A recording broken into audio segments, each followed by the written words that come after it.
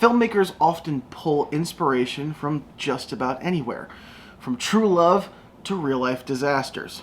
So, shockingly enough, some of the most depraved, terrifying, disgusting villains in our favorite horror movies were inspired by real monsters. This week, we go down a twisted road of truth in cinema on Creating Fear 101.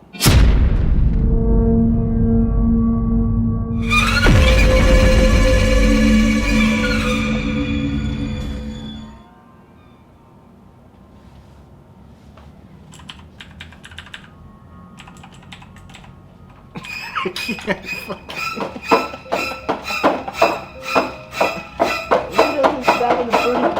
Why are you stabbing the Fruity Pebbles? What'd they do to you? I'm a serial killer. Oh, you... Bruh. No Fruity Pebbles were harmed during the making of this episode. It has certainly been a long time coming for this episode, so I would like to first of all thank those that have stuck with me the whole time. Welcome back. And for those of you just discovering this, welcome aboard.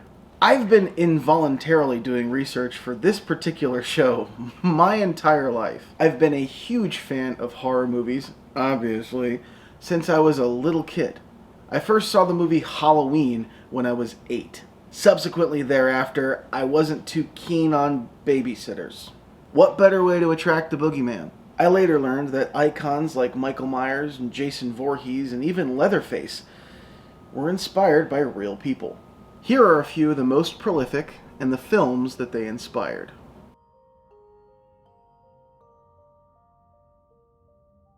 Herman Webster Mudgett, better known as H.H. Holmes, was an American serial killer active between the years of 1891 and 1894. Now, what makes H.H. Holmes unique in the situation is that he created a device by which to murder his victims. He was an exceptional con artist, so using different modes to get this contractor to build this part, this contractor to build that part, those guys to build this guy to build that, he constructed what is now affectionately known as the Murder Castle. Located just outside the 1893 World's Fair in Chicago, this building was a front for his evil actions. Holmes designed this place to be an airtight kill box. He had rooms that were literally airtight. He would often drug his victims or chase his victims into these certain hallways that didn't go anywhere, up staircases that led to nothing, or into rooms that he could then lock permanently. He would then wait for them to die, or use poisonous gas to asphyxiate his victims. Once they expired, H.H. Holmes would take them down to the basement, dismember them, and dispose them in a garbage chute. Sounds like a great guy. The actions of one Mr. Henry Howard Holmes no doubt inspired movies like Saw and The Collector. These movies that depict these genius-level serial killers that devise these incredibly elaborate ways for their victims to die. In the end, H.H. Holmes was only convicted of one murder, that of his business partner, Benjamin Beitzel. He confessed to 27 murders, some of which were verifiably false, so we'll never know just how prolific Dr. Holmes was.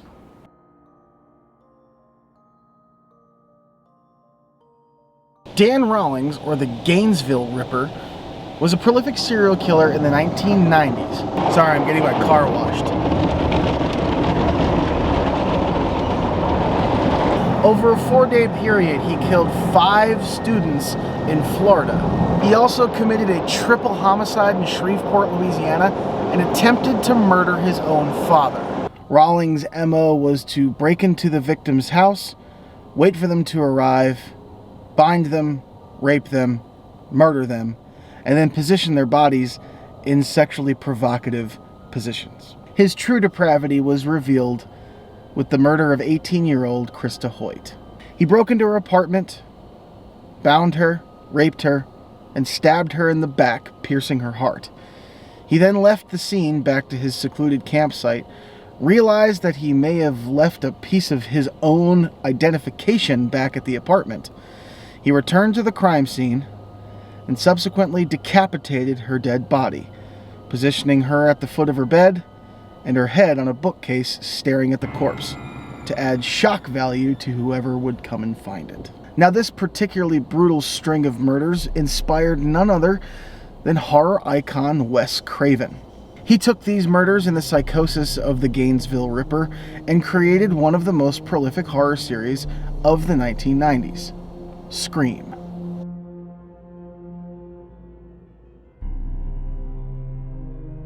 Now, it isn't every day that we run into one man that's responsible for so much mayhem. But in this case, the ghoul of Plainfield, Ed Gein, is that man. The idyllic picture of the 1950s was shattered when the bodies were discovered on Gein's property. Ed Gein grew up absolutely worshiping his mother, even through all the abuse she doled out to him. And when she died, Ed lost it. He began grave robbing, necrophilia, and a host of other unsavory hobbies, which included, but weren't limited to, fashioning furniture out of human bones, upholstering in human skin, and creating utensils and flatware out of human skulls. All of this wasn't enough for Mr. Gein, and he decided to take it out on the living. On the morning of November 16th, 1957, Frank Warden entered Warden's hardware store to find the cash register open and bloodstains on the floor. Frank Warden was the son of Bernice Warden, the owner of the hardware store, and he had a pretty good idea what happened. On that same evening, Ed Gein was arrested for suspicion of foul play in the disappearance of Bernice Warden. The subsequent investigation led detectives to obtain a search warrant for Ed Gein's house, and what they found was shocking. Ed had blocked off parts of his house and was just living in one front room.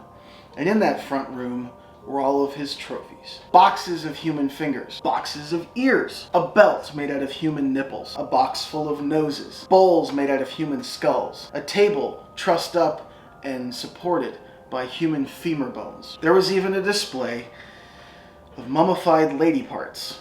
Oh yeah, most notably, an entire suit made out of human skin.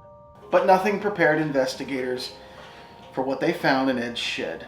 As detectives pushed through the door of the shed, one of them bumped into something.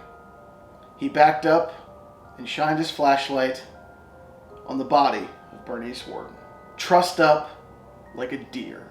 He had very literally dressed and butchered this woman like an animal. Another detective picked up a burlap sack and reached inside to pull out a hank of hair that was attached to Bernice Warden's head. Hooks had been forced into her eyes because Ed was going to hang her up like a trophy. These horrible and disgusting acts inspired just about every depraved, awful villain in every horror movie you can conceive. From Leatherface of the Texas Chainsaw Massacre, to Hannibal Lecter, to Norman Bates, and everybody in between. A horror director was once asked where they got their inspiration. Their answer was simply, I read the paper. Now, these gentlemen have plenty in common, but perhaps the most terrifying is that they were all described as just another guy. That funny dude at the bar, the person you pass on the street and don't think anything of. Just another face. So, to you fledgling horror directors out there searching for inspiration for your new film, be careful. It could be lurking right next door.